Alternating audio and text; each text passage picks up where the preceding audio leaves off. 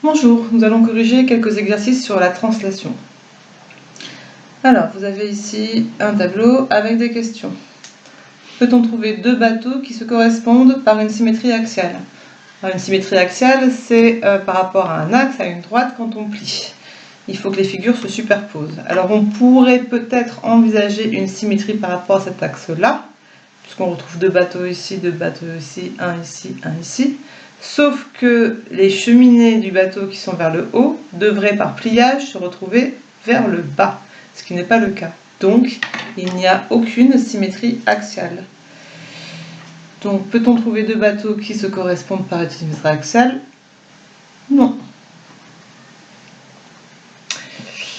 Peut-on trouver deux bateaux qui se correspondent par une symétrie centrale? Alors, la symétrie centrale, c'est une transformation du plan qui fait tourner une figure en faisant un demi-tour. Donc, par exemple, si on pensait qu'on pourrait faire une symétrie centrale par rapport à cette figure-là, ce bateau-ci ferait un demi-tour et se retrouverait ici, sauf que sa cheminée qui est en haut devrait se retrouver en bas, ce qui n'est pas le cas. Et si on regarde, il n'y a aucun bateau qui a fait un demi-tour. Donc, aucun demi-tour.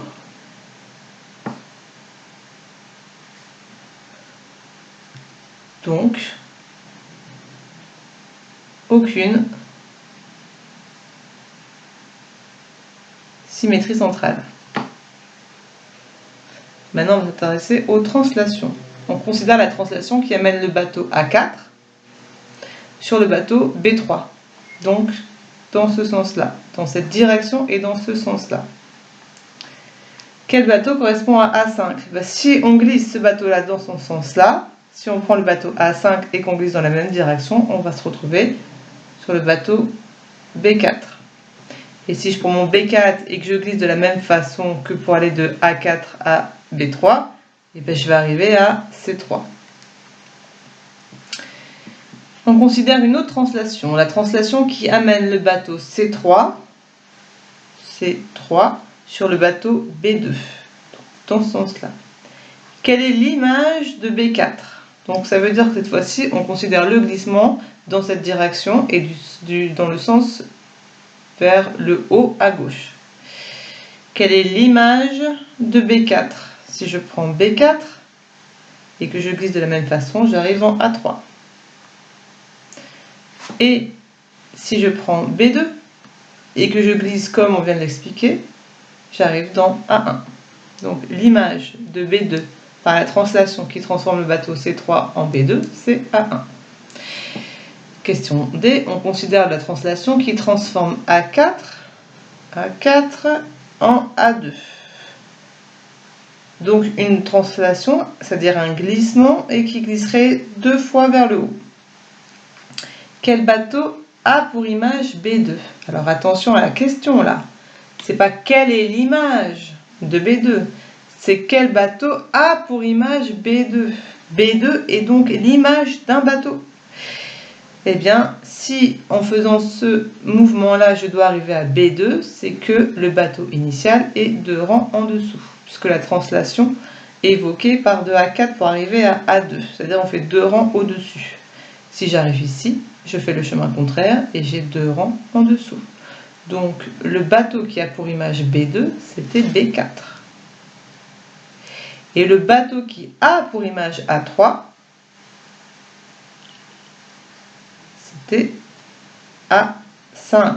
Ça veut dire que l'image de A5, c'est bien A3. Donc, A3, c'est l'image de A5. A5 a pour image A3.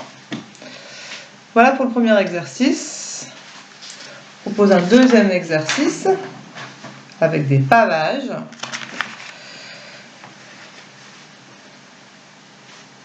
Alors, on a un pavage ici, on observe le pavage et on doit répondre aux questions suivantes. Dans la translation qui transforme A en H, A en H, donc en diagonale vers le bas, quelle est l'image de la pièce numéro 13? La pièce numéro 13 est ici, il faut glisser dans cette direction, donc je fais glisser ma pièce dans cette direction. à la même distance, le point A, qui correspond à la pièce numéro 13, va glisser au point H. Le point B va glisser au point N. Ma pièce numéro 13 va glisser sur la pièce numéro 25. Parce que la translation est un glissement. Quelle est l'image de la pièce numéro 6? Pièce numéro 6, on glisse de la même façon. On se retrouve à la pièce numéro 18. Quelle est l'image de la pièce numéro 15? Pièce numéro 15. Donc de toute façon, il faut que je trouve une pièce qui aura cette forme-là, puisque on glisse mais on ne tourne pas. On glisse, pardon, comme pour aller de A à H, on tombe sur la pièce 27. Et enfin, quelle est l'image de la pièce numéro 1? On tombe sur la pièce numéro 13. Dans la translation qui transforme H en A, donc c'est pas la même, qui transforme H en A.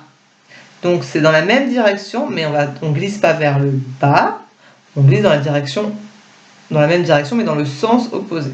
Donc qui transforme H en A. Donc on part en diagonale vers la gauche. Quelle est l'image de la pièce 25? Ce sera la pièce numéro 13. Normal. Si 13 donne 25, dans le sens inverse, 25 donnera 13. Quelle est l'image de la pièce numéro 18? On est toujours dans le sens de H vers le A. Alors 18, si je la fais glisser comme ça, j'obtiens la pièce numéro 6. Quelle est l'image de la pièce numéro 23? Toujours en la glissant en diagonale, on tombe sur la pièce numéro 11. Et enfin, quelle est l'image de la pièce numéro 20? L'image de la pièce numéro 20, elle a cette forme-là. On va la glisser dans ce sens-là et on tombe sur la pièce numéro 8. Voilà, je sais repérer l'image d'une figure par une translation donnée.